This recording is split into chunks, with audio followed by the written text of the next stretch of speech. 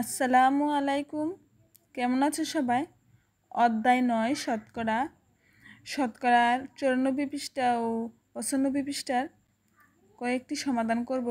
তো চলো অঙ্কের সমাধানে যাই। শতকরা মানে কি? শতকরা মানে হলো ১০০ ভাগের সাথে তুলনা করা। ২০-এর মধ্যে যদি ২টি, ১০০-এর মধ্যে কতটি, ঠিক ১০০-এর সাথে তুলনা করা। এটা হলো শতকরার প্রতীক। এটার নাম হলো পার্সেন্ট চিহ্ন, শতকরার প্রতীক চিহ্ন। আর এই পার্সেন্টের একটা মান আছে। পার্সেন্টের মান হলো ১০০ ভাগের ১। যেখানে ১০০ ভাগের ১ থাকবে সেখানে আমরা পার্সেন্ট দিতে পারবো, আর যেখানে পার্সেন্ট থাকবে সেখানে ১০০ ভাগের ১ দিতে পারবো। দেখো ১% মানে কি? ১০০-এর মধ্যে ১। তো ১০% মানে ১০০-এর মধ্যে ১০।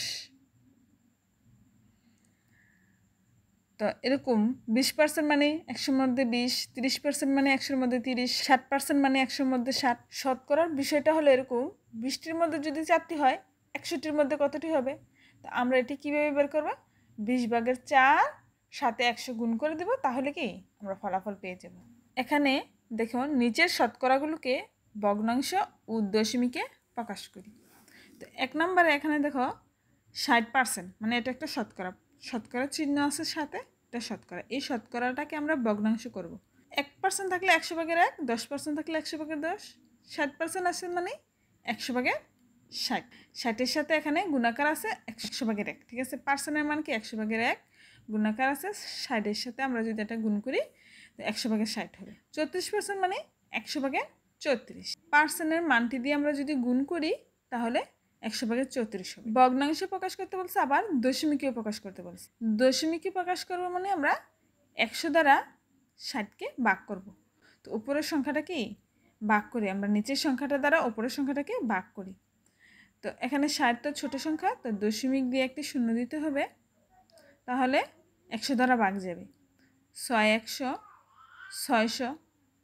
তো বাহ্যের ঘরে একটি সংখ্যা বামে দশমিক থাকলে ফলাফলও একটি সংখ্যা বামে দশমিক দিতে হবে, আর দশমিকের আগে একটি শূন্য দিয়ে সংখ্যাটিকে স্পষ্ট করে নেব।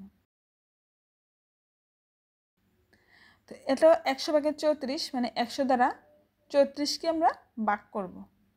তো ১০০ দ্বারা 34কে ভাগ, 34 ছোট সংখ্যা, এটিকে বড় করতে হবে। তার জন্য দশমিক দিয়ে একটি শূন্য আনতে হবে। তো আমরা বাহ্যের ঘরের দশমিক দিয়ে শূন্য দিতে পারি, আবার ডাইরেক্ট ফলাফলে দশমিক দিয়েও শূন্য দিতে পারি। তো এবার ৩ ১০০ ৩০০। তো এবার দেখো উপরে ফলাফলের ঘরে দশমিক দেওয়া আছে, এবার আমরা যত ইচ্ছা তত শূন্য নামাতে পারি। একটা শূন্য দিলে 400 হলো, 4 100 400। তো বাক্সের শূন্য, তো এখানে ফলাফল কি 0.34। তো এভাবে আমরা 3 নাম্বার ও 4 নাম্বারটিও করতে পারি। 3 নাম্বারে কি 89%। 89% মানে 100 ভাগের 89। তো 89কে 100 দ্বারা ভাগ করব। তো 100 দ্বারা 89কে ভাগ করলে যে একটা ফলাফল হবে, এটাই কি দশমিকের ফলাফলটা। 3 নম্বরের ফলাফলটা হবে 0.89। 4 নম্বরের ফলাফলটা হবে 1.25। তো তোমরা এটি করে ফলাফলটা মিলিয়ে নিও। 95 পৃষ্ঠে যাই।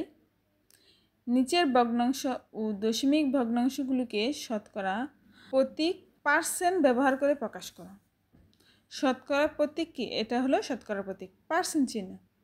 এটি ব্যবহার করে প্রকাশ করো, মানে ফলাফলটা করার পর এই পার্সেন্ট চিহ্নটা আমরা বসাবো, ঠিক আছে? এতটুকুই। তো এখানে 100 ভাগের 24। তো আমরা এর আগে দেখো পূর্বে উপরের সংখ্যাটা যদি 24% হতো আমরা 100 ভাগের 24, 20% হলে 100 ভাগের 20, এভাবে লিখে ফেলতে পারতাম। তো এটাকেও এভাবে লিখে ফেলতে পারবো 24%। 100 ভাগের 24 মানে 24%। তো আমরা নিয়ম অনুযায়ী করি। শতকরা প্রকাশের নিয়ম হলো 100 দ্বারা গুণ করে দেওয়া। তো 100 দ্বারা গুণ করে দিলাম। 100 কি উপরের সংখ্যা, এই 100 নিচের সংখ্যা। তো উপরে নিচে কাটাকাটি যায়, 100 একে 100, 100 একে 100। তো উপরে কত হলো? শুধু 24। তো এখানে বলছে শতকরা প্রতীকটি ব্যবহার করতে, সাথে পার্সেন্ট চিহ্নটি ব্যবহার করতে, ঠিক আছে? তো 24%। তো এবার আমরা 2 নম্বর অঙ্কটি সমাধানটা করি। 2 নম্বরে 0.54। তো এটা কি দশমিকের সংখ্যা। দশমিকের হলে এটাকে আমরা আগে ভগ্নাংশে নিয়ে যাব। কোন সংখ্যাটি দ্বারা ভাগ করে এই সংখ্যাটা দশমিকের হয়েছে। দশমিকের পরিবর্তে একটা 1, তারপরে দশমিকের পরে 2টি সংখ্যা থাকলে 2টি শূন্য। এখানে 5 আর 4, 2টি সংখ্যার পরিবর্তে 2টি শূন্য। তো এই 100 দ্বারা যদি এই সংখ্যাটাকে গুণ করি এই পূর্ণ সংখ্যাটা হয়ে যাবে 5 4, ঠিক আছে। 100/54 এই মানে 100 দ্বারা যদি আবার 54কে ভাগ করি আবার 0.54 চলে আসবে। ধরো 54%, 100/54 মানে 54%। তো আমরা শতকরার নিয়ম অনুযায়ী করি 100 দ্বারা গুণ করি, কারণ এই নিয়মটা অনুযায়ী করার একটা কারণ আছে। যখন নিচে 100 না থাকবে তখন আমরা কিভাবে করব, ঠিক না? তার জন্য কি আমাদের এই নিয়মটা ফলো করতে হবে, 100 দ্বারা গুণ করতে হবে। তো দেখো 100কে 100 কাটাকাটি গেল, তো উপরে কি 54 রইল, 54% চিহ্ন দিলাম। এবার 3 নম্বরের অঙ্কটি করি। দেখো 21 নিচে 50। 1 আর 2 অঙ্কগুলোতে 100/54, 100/24 এভাবে বলে ফেলতে পারতাম, কিন্তু এখানে দেখো 50/21। তো এটাকে আমরা কিভাবে লিখব? উপরে কি শুধু 21% দিলে হবে না, তার জন্য আমরা কি নিয়ম অনুযায়ী 100 দ্বারা গুণ করে দেব। 100 দ্বারা গুণ করে দেখো 50 একে 50, 50 দুগুণে 100। তো উপরে কি 2 আর 21 আছে, তো এখানে নিচে তো কোনো সংখ্যা নেই। 100 উপরের সংখ্যা ছিল, উপরে আর নিচে কাটাকাটি করেছি, তাই না? উপরের 100 নিচে 50 কাটাকাটি করেছি। 50 একে 50, 50 দুগুণে 100, 50 দ্বারা ভাগ করেছি। 2 আর 21 একসাথে গুণ করে দিলে কত হবে? 21 দুগুণে 42, 42%। তো প্রতীক চিহ্ন পার্সেন্ট। তো বুঝতে পারছো? একদম ক্লিয়ার। মানে আমরা 100 দ্বারা গুণ করে অঙ্কটি ফলাফল বের করব। 4 নম্বর অঙ্কটি দেখো 0.3, দশমিকের পরিবর্তে একটা 1, তারপরে একটা সংখ্যা একটা 0। মানে এই অঙ্কের সংখ্যাটা কি ছিল? 10/3। 10 দ্বারা যদি 3কে ভাগ করি তাহলে ফলাফল কত হয় দেখো।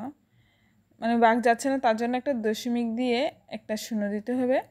3 10 30। তো বাহ্যিকের একটা দশমিক আছে, ফলাফল একটা দশমিক, মানে এরকম হবে, তাই না? ফলাফলটা ঠিক এটাই হবে 0.3। 0.3 থেকে এই ভগ্নাংশটা নিয়ে আসলাম। দশমিকের থাকলে প্রথমে ভগ্নাংশ নিয়ে যেতে হবে, তারপর শতকরায় প্রকাশ করতে হবে। মানে শতকরা করলে আমরা কি করব? 100 দ্বারা গুণ করে দেব। 100 উপরের সংখ্যা হয়ে গেল আর 10 নিচের সংখ্যা। উপর নিচে কাটা যায়, 10 একে 10, 10 10 100।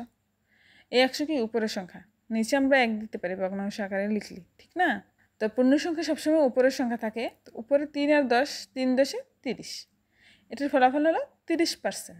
তো 5 নম্বরের অঙ্কটির ফলাফল বের করি। 20/23। তো 100 দ্বারা গুণ করে দেব। মানে শতকরা করলে আমরা কি করব? 100 দ্বারা গুণ করে দেব। তো উপর নিচে কাটাকাটি যায়, 20 একে 20, 5 20 100। উপরে 5 আর 23 একসাথে গুণ করে দিলে কত হয়? 3 5 15, 15 5 হাতে রইল 1, 5 দুগুণে 10, 10 আর 1 11। কত হলো? 115%। তো এবার 6 নম্বর অঙ্কটি সমাধান করি। তো এই দশমিকের পরিবর্তে একটা 1, তারপরে দুইটি সংখ্যা, দুইটি 0। কত হলো? 100। এই 100, তো উপরে কত ছিল? মানে পূর্ণ সংখ্যা নিয়ে আসবো। 100 দ্বারা গুণ করলে উপরে পূর্ণ সংখ্যা হয়ে যাবে 3। মানে 100 দ্বারা 3কে ভাগ করলে ঠিক ফলাফল আবার এটাই আসবে, তাই না? তো আমরা কি শতকরা নিয়ে যাবো, মানে 100 দ্বারা গুণ করে দেবো। আমরা এটাকে ডাইরেক্ট নিয়ে যেতে পারতাম, কারণ হর 100 আছে। তবু আমরা ওই নিয়মটার জন্য ভুল হয়ে না যায়, তার জন্য আমরা নিয়ম অনুযায়ী করবো। 100 একে 100 মানে উপরে 3 আছে, 3%। তো এই অঙ্কগুলো নিয়ম ঠিক এভাবে তোমরা একটু খেয়াল করে করবে। শতকরা নিয়ে যাওয়ার মানেই হলো 100 দ্বারা গুণ করে দেওয়া, মানে 100-র সাথে তুলনা করা। তো এবার 2 নম্বরের খালি ঘরগুলো পূরণ করব। 25 লিটার 50 লিটারের কত পার্সেন্ট? কত পার্সেন্ট শতকরা নিয়ে যাব? 25 লিটার 50 লিটারে, তো 50/25। তো আমরা শতকরা মানে 100 ভাগের কত? তাহলে 50 ভাগের যদি 25 হয়, 100 ভাগের কত? তো আমরা ঐকিক নিয়ম অনুযায়ী করতে পারি। ঐকিক নিয়মে যখন আমরা সাজাই তখন প্রশ্নের অঙ্কটা ঠিক এরকম হয়, ঠিক আছে? 120 কিলোগ্রামের 20% হলো কত কিলোগ্রাম? তা আমরা এইভাবে লিখতে পারি 120 এর 20%। 120 এর 20% কত? তো আমরা এটা অঙ্কটা এভাবে করব। 120 এর চিহ্ন মানে কি? এর মানে গুণ। আমরা এর যেখানে থাকবে সেখানে এটাকে গুণ ধরতে পারি, গুণ চিহ্ন ধরতে পারি। মানে এই সংখ্যাটা ওইটার সাথে গুণাকার আছে। দেখো 20-এর সাথে পার্সেন্ট কি? গুণাকার আছে। সংখ্যার সাথে একটা প্রতীক বা একটা অক্ষর থাকলে এটা কি? গুণাকারে থাকে। পার্সেন্টের মান কত? 100/1। আমরা এটা এভাবে লিখে নিব সাজিয়ে। আর 120 এটা কি উপরের সংখ্যা, তো এই 100 নিচের সংখ্যা। আমরা 20 দ্বারা 100কেও কাটতে পারি, 20কেও কাটতে পারি। 20 একে 20, 5 20 100। 5 দ্বারা আবার 120কে ভাগ করতে পারি। 5 দুগুণে 10, 2 হাতে থাকবে 2, 2 শূন্যর সামনে দিলে 4 5 20, মানে 5 24 120। তোমরা সাইডে রাফ আকারে করে দেখবে 5 24 120। তো উপরে কি শুধু 24 আর 1 আছে, 1 দ্বারা 24কে গুণ করলে 24 একে 24, নিচে শুধু 1 আছে, 1 এর মান লিখতে হয় না, মানে 24 কিলোগ্রাম। 120 কিলোগ্রামের 20% হলো 24 কিলোগ্রাম। 3 নম্বরে 16 জন লোক হলো কতজন লোকের 32%, মানে 100 জনের মধ্যে 32 জন। তো আমরা এটা ঐকিক নিয়মের মাধ্যমে সমাধান করতে পারি, এছাড়াও একটা শর্টকাট টেকনিকও সমাধান করতে পারি। ধরো এখানে 32কে কত দ্বারা ভাগ করে 16 হয়েছে, ধরো 2 দ্বারা ভাগ করে 16 হয়েছে। তো 100কে যদি 2 দ্বারা ভাগ করি 50। তো এভাবেও করে ফেলতে পারি শর্ট টেকনিকে। এছাড়া আমরা একটা ঐকিক নিয়ম ব্যবহার করেও এটা সমাধান করতে পারি। কত জন জন বের করব, মানে 32 জনের মধ্যে 100 জন, একজনের মধ্যে কতজন আর 16 জনের মধ্যে কতজন, আমরা এভাবে ঐকিক নিয়মের মধ্যেও সমাধান করতে পারি। ঠিক আছে? তো এবার 3 নম্বরের অঙ্কটি সমাধান করে দেখো। নিচে একটি প্রশ্ন অঙ্ক আছে। সখীপুর গ্রামের মোট জনসংখ্যা 1280 জন, তার মধ্যে 40% লোক শিক্ষিত। শিক্ষিত লোকের সংখ্যা নির্ণয় করে। এখানে শিক্ষিত লোকের সংখ্যা নির্ণয় করতে বলছে। 100 জনের মধ্যে 40 জন শিক্ষিত, তাহলে 1280 জনের মধ্যে কতজন শিক্ষিত? তো আমরা ঐকিক নিয়মের মাধ্যমে এটি বের করে ফেলব। 100 জনের মধ্যে শিক্ষিত জনসংখ্যা কতজন? 40 জন। 40 জন। ঐকিক নিয়ম মানেই হলো একের মধ্যে নিয়ে যেতে হবে, তারপর সংখ্যা দ্বারা গুণ করে বের করতে হবে। তো একজনের মধ্যে শিক্ষিত কতজন? একজনের মধ্যে নিয়ে যেতে হলে উপরে এই পাশে যে সংখ্যাটা আছে এটা আগে লিখবো, তারপর ওই পাশে এই সংখ্যাটা এনে নিচে ভাগ আকারে লিখবো, মানে 100 ভাগের 40। 100 জনের মধ্যে শিক্ষিত 40 জন হলে একজনের মধ্যে শিক্ষিত 100 ভাগের 40। তো 1280 জনের মধ্যে শিক্ষিত কতজন? আমরা একজনের মধ্যে কতজন নিয়ে যাব, তারপরে 1280 দ্বারা গুণ করে দিলে মোট সংখ্যাটা পেয়ে যাব। তো 1280 এটার সাথে কী হবে? গুণ। 100 দ্বারা 40কে ভাগ করলে একটা ফলাফল হতো। তো ওই সংখ্যাটাকে আমরা যদি 1280 দ্বারা গুণ করে দিতাম তাহলে কি উত্তর। তো আমরা উপরের সংখ্যা 1280টা কি উপরের সংখ্যা, উপরে আর নিচে কাটাকাটি করতে পারি। একটা শূন্য আছে, এখানে একটা শূন্য কাটলাম, এই শূন্যটা দিয়ে এই শূন্যটাকেও কাটতে পারি।